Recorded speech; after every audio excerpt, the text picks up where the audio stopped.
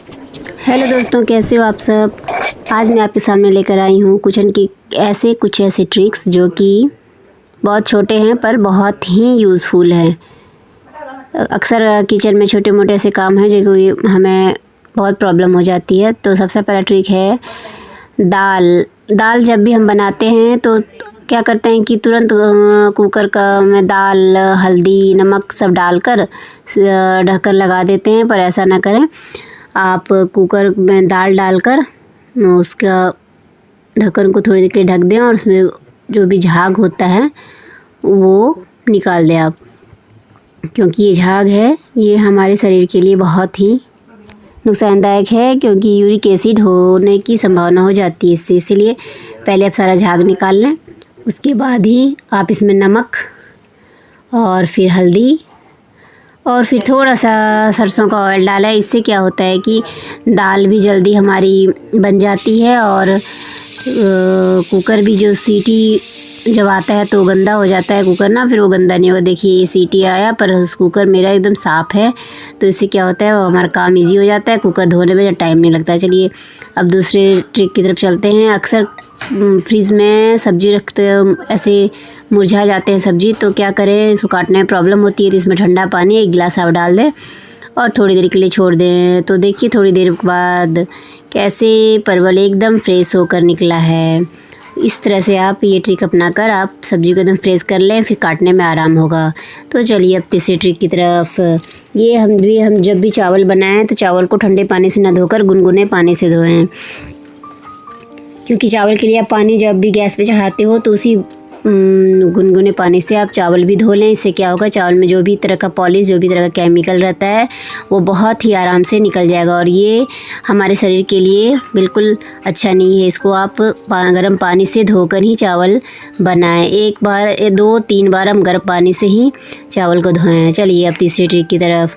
अक्सर खाना बनाते वक्त हमारे किचन में तेल के छींटे पड़ जाते हैं, तो हम सोचते हैं कि चलो बाद में कर लेंगे, पर बाद में आप उस काम को ना छोड़ें। इससे क्या होता है कि वो किचन बहुत गंदा लगता है और हमारा काम भी बढ़ जाता है। साथ ही साथ आप इसे तुरंत ही इसे काम को निपटा लें और किचन साफ़ कर दें। इससे किचन आपका हमेशा साफ़ सुथरा लगेगा और काम भी आपका आसान हो जाएगा। चलिए आगे। अक्सर हम हॉर्लिक्स जब भी ख़रीद कर लाते हैं तो कॉर्नर में जो निशान बने रहते हैं उस पर काट देते हैं और हम उससे फिर कप में या ग्लास में डालते हैं। इससे क्या होता है कि कभी कम कभी ज़्यादा गिरता है। इसके लिए क्या करें, आप कंटेनर तो रहता ही है, उसमें आप हॉर्लिक्स के पैकेट को डाल दें और ये पूरा ऊपर से कट कर दें। इससे क्या होगा कि आपको आसानी हो जाएगी। इसमें एक सूखा स्पून डाल दें और ये स्पून से आप कप में डालें, फिर स्पून को आप उसी में डालकर छोड़ दें, फिर जब भी आप यूज़ करेंगे स्पून उसमें मिल जाएगा।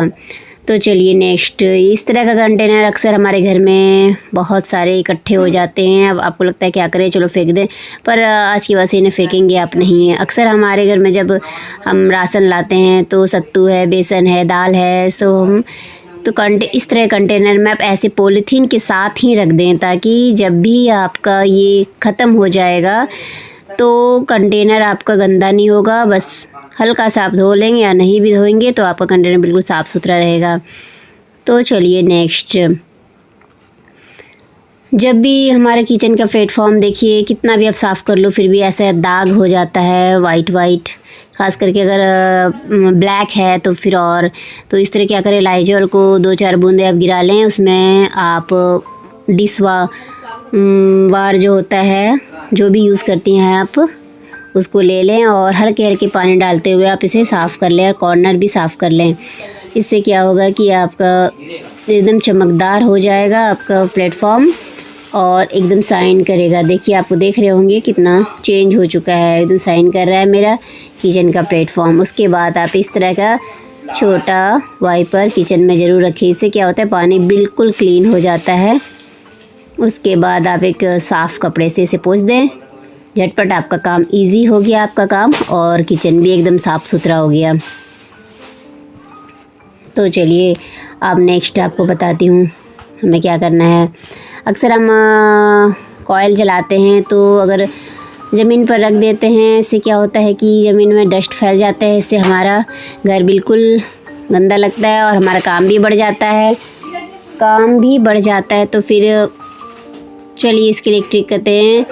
इसके लिए आप हमेशा एक प्लेट रखें, स्टील की हो प्लास्टिक की ना, तो इसी पर आप कॉयल को रखें। इससे क्या होगा, जो भी डस्ट गिरेगा इसी प्लेट पर गिरेगा, फिर उसको आराम से आप डस्टिंग कर सकते हैं, आप बाहर फेंक सकते हैं।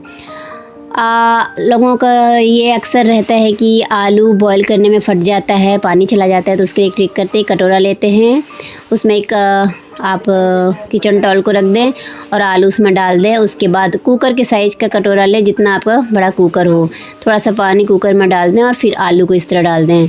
उसके बाद अब सीटी लगा दें। जो भी 4-5 सीटी लगने के बाद आप देखना कि रिज़ल्ट की देखिए सीटी लग चुकी है। अब देखते हैं कि आलू कैसा हुआ है हमारा। देखिए आलू अब ये थोड़ा गर्म है, आप सावधानी से निकालें। अब मैं आपको दिखाती हूँ आलू कैसा है। देखिए आलू बिल्कुल सूखा सूखा आलू लग रहा है ना आलू की। अब मैं आपको काट कर दिखाती हूँ। देखिए एकदम ड्राई आलू लग रहा है, बिल्कुल भी पानी नहीं गया है और आराम से इसके छिलके भी निकल जा रहे हैं। इस तरह से आप बीच से सारा आलू काट लें और आराम से छिलके निकाल लें। ठीक है, तो है ना बहुत इजी। अब हमें बताएं कि आपको हमारे कैसे ये ट्रिक कैसे लग रहे हैं। तो नेक्स्ट, ये अक्सर मिर्च काटते वक्त हमारे हाथों में जलन होती है। इस तरह से अब जब हम काटते हैं तो हाथों में बजर, इसके लिए क्या करें, आप किचन में कैंची ज़रूर से रखें। उससे आप मिर्च को काटेंगे तो बिल्कुल भी हाथों में टच भी नहीं होगा और हाथों में जलन भी नहीं होगी। अब बताती हूँ मैं आपको। वाटर प्यूरीफायर जो अक्सर हमारे घर में तो रहते ही हैं, तो इसका आप लोग देखते होंगे पानी कितना वेस्ट होता है, सारा पानी नाली में चला जाता है। इस तरह से कितना पानी हम वेस्ट करते हैं। इसके लिए हमने एक ट्रिक किया है कि आप जो पाइप रहता है उस पाइप में एक और लंबी पाइप को जोड़ दें और फिर वो जो किचन का जो प्लेटफॉर्म है उस पर आप एक होल कर दें। होल से उस पाइप को नीचे ले जाएं। आप देख रहे होंगे इस तरह से मैंने वहाँ पर पाइप को जोड़ दिया है और बाल्टी में नीचे पाइप को ले जाकर रख दिया है मैंने। तो फिर क्या हुआ, जो भी वेस्टेज पानी है उस बाल्टी में चला गया। इस पानी को हम कपड़े धोने में, घर पोंछने में, बहुत साफ़ पानी रहता है ये भी, तो इस तरह से हम पानी को बर्बाद होने से बचा सकते हैं। उसके बाद अब जब हमारे घर का सारा काम, किचन का सारा काम ख़त्म हो जाता है तो फिर लास्ट में मैं गर्म पानी कर लेती हूँ और उसमें सारे किचन टॉवल को डालकर थोड़ी देर छोड़ देती हूँ।